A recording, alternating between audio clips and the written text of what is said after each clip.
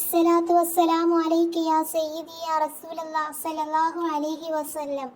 മുഹിബ്ബീങ്ങളെ, ഇന്ന് ഞാൻ പറയുന്നത് ശഅബാൻ മാസത്തിൽ അറിഞ്ഞിരിക്കേണ്ട കാര്യങ്ങളും വരുന്ന ബറാഅത്ത് രാവിൽ ചെയ്യേണ്ട കുറച്ചു ദിക്റുകളെ കുറിച്ചിട്ടൊക്കെയാണ് ഇൻഷാ അല്ലാഹ് ഇന്ന് ഞാൻ പറയുന്നത്.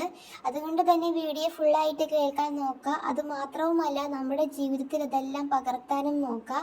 അല്ലാഹു സുബ്ഹാനഹു വ തആല തൗഫീഖ് നൽകി അനുഗ്രഹിക്കട്ടെ. ആമീൻ യാ റബ്ബൽ ആലമീൻ. ഷഅബാൻ മാസം വലിയ പുണ്യമുള്ള മാസമാണ്. മുത്ത് റസൂലുള്ളാഹി സ്വല്ലല്ലാഹു അലൈഹി വസല്ലമ തങ്ങളുടെ പേരിൽ സ്വലാത്ത് ചൊല്ലണമെന്ന് നിർദ്ദേശം വന്ന മാസം കൂടിയാണ് ഷഅബാൻ മാസം. കിബിലയിലേക്ക് തിരിഞ്ഞു നിന്ന് നിസ്കരിക്കാൻ എന്ന നിർദ്ദേശം വന്ന മാസമാണ് ഷഅബാൻ മാസം എന്നത്. ആ ഷഅബാൻ മാസത്തിൽ റമളാൻ മാസത്തെ തൊട്ടു മുമ്പ് നമ്മുടെ ഹൃദയങ്ങൾ അള്ളാഹുവിലേക്ക് തിരിച്ച് റമളാനാകുന്ന വലിയൊരു അതിഥിയെ നമ്മളിലേക്ക് വരുമ്പോൾ ആ അതിഥിയെ സ്വീകരിക്കാൻ പറ്റുന്ന വിധത്തിൽ ആത്മീയമായ ശുദ്ധീകരണം നേടാൻ വേണ്ടി അള്ളാഹു സുബ്ഹാനഹു വ തആല തന്നിട്ടുള്ള ഒരു മഹത്തമായ മാസം കൂടിയാണ് ഷഅബാൻ മാസം എന്നുള്ളത്.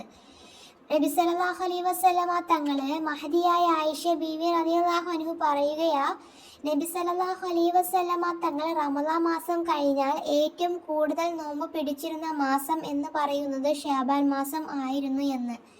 ആയിഷ ബീവി വീണ്ടും പറയുന്നുണ്ട്, മുത്ത് റസൂലുള്ളാഹി സ്വല്ലല്ലാഹു അലൈഹി വസല്ലമ തങ്ങൾ ഷഅബാൻ മാസം അധികവും നോമ്പ് പിടിക്കുമായിരുന്നു. റമളാൻ കഴിഞ്ഞാൽ ഏറ്റവും കൂടുതൽ നോമ്പ് പിടിച്ച മാസം കൂടിയാണ് ഷഅബാൻ മാസം എന്നത്.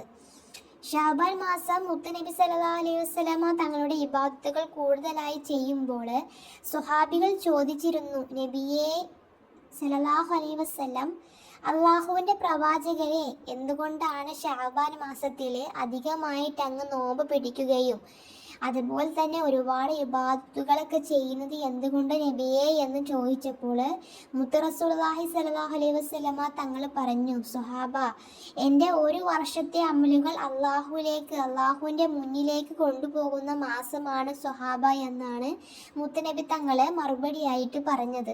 അതുകൊണ്ട് തന്നെയാണ് ഞാൻ ഒരുപാട് സൽക്കർമ്മങ്ങൾ ചെയ്യുന്നത് എന്ന് മുത്തുനബി തങ്ങൾ പറയുകയുണ്ടായി. ഇൻഷാ അല്ലാഹ് നമുക്കൊക്കെ ഒരുപാട് ഇബാദത്ത് എടുക്കാനൊക്കെ തൗഫീഖ് അല്ലാഹു സുബ്ഹാനഹു വ തആല നൽകി അനുഗ്രഹിക്കട്ടെ. ആമീൻ ആമീൻ യാ റബ്ബൽ ആലമീൻ. ഇൻഷാ അല്ലാഹ് നമുക്ക് ഇനി ബറാഅത്ത് രാവിലെ ചെയ്യേണ്ട എന്തെല്ലാം കാര്യങ്ങളാണെന്ന് നോക്കാം. ഒരു മനുഷ്യൻ്റെ ഒരു വർഷത്തേക്കുള്ള മുഴുവൻ കാര്യങ്ങളും ഗണ്യമായി തീരുമാനിക്കുന്ന ഒരു രാവാണ് ബറാഅത്ത് രാവ്. ഈ ബറാഅത്ത് രാവിൽ 3 യാസീൻ ഓതണം എന്നുള്ളത് നമുക്കൊക്കെ അറിയാവുന്ന ഒരു കാര്യം കൂടിയാണ്. 3 വിഷയങ്ങൾക്ക് വേണ്ടിയിട്ടാണ് 3 യാസീൻ ഓതേണ്ടത്.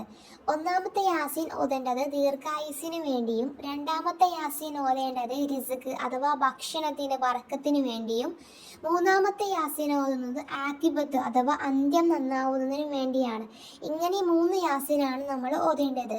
ഓതേണ്ട സമയം എന്നത് മഗ്‌രിബ് ഇശാക്കിടയിലാണ്, അഥവാ മഗ്‌രിബ് നിസ്കാരം കഴിഞ്ഞിരുന്നിട്ട് ആണ് ഈ 3 യാസീൻ ഓതേണ്ടത്.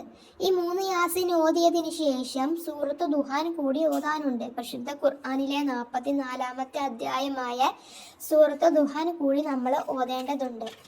ഈ യാസീനും ഈ ദുഹാനും ഓതിയതിന് ശേഷം കുറച്ച് ദിക്റുകളും നമുക്ക് ചൊല്ലാനുണ്ട്. ഇനി നമുക്ക് ആ ദിക്റുകൾ ഏതൊക്കെയാണെന്ന് നോക്കാം. ഒന്നാമത് ദിക്ർ, യാ ഹയ്യൂം യാ ഖയ്യൂം ബിറഹ്മതിക അസ്തഈസു. ഇത് 100 പ്രാവശ്യമാണ് നമ്മൾ ചൊല്ലേണ്ടത്. ഇത് 100 പ്രാവശ്യം ചൊല്ലിയതിന് ശേഷം രണ്ടാമത്തെ ദിക്റായ ഹസ്ബി അല്ലാഹു വ നിഅമൽ വക്കീൽ എന്ന ദിക്റാണ് നാം ചൊല്ലേണ്ടത്. ഇതും 100 പ്രാവശ്യമാണ് നമ്മൾ ചൊല്ലേണ്ടത്. ഇതും 100 പ്രാവശ്യം ചൊല്ലിയതിന് ശേഷം ധാരാളമായിട്ട് സ്വലാത്തുകൾ വർദ്ധിപ്പിക്കുക. നമുക്കറിയാവുന്ന സ്വലാത്തുകൾ ഏതൊക്കെയാണ്, അതെല്ലാം 100 പ്രാവശ്യം എങ്കിലും വർദ്ധിപ്പിക്കാൻ നാം ശ്രമിക്കുക.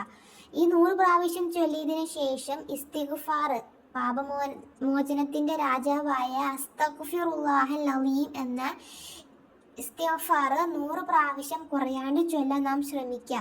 നമ്മൾ മടിയൊന്നും കാണിക്കരുതട്ടെ മുഹിബീങ്ങളെ. കാരണം നമ്മൾ ചെയ്യുന്ന കാര്യങ്ങളെല്ലാം നമുക്കുള്ളതാണ്. അതുകൊണ്ട് നമ്മൾ മടി കാണിക്കരുത്. നമ്മൾ ഇബാദത്തുകൾക്ക് ധാരാളമായിട്ട് ചൊല്ലാനും ചെയ്യാനും ശ്രമിക്കുക. അല്ലാഹു സുബ്ഹാനഹു വ തആല ബറാഅത്ത് രാവിൽ ബറാഅത്ത് രാവിൻ്റെ ബറാഅത്ത് ലഭിക്കുന്ന മുത്തഖീങ്ങളിൽ നമ്മളൊക്കെ ഉൾപ്പെടുത്തുമാറാകട്ടെ. ആമീൻ യാ റബ്ബൽ ആലമീൻ. ഇൻഷാ അല്ലാഹ് ഇബാദത്തുകളൊക്കെ ധാരാളമായി ചെയ്യാൻ ശ്രമിക്കുക. അല്ലാഹു സുബ്ഹാനഹു വ തആല തൗഫീഖ് നൽകട്ടെ. ആമീൻ യാ റബ്ബൽ ആലമീൻ. ഇൻഷാ അല്ലാഹ് ദുആ വസിയത്തോടെ.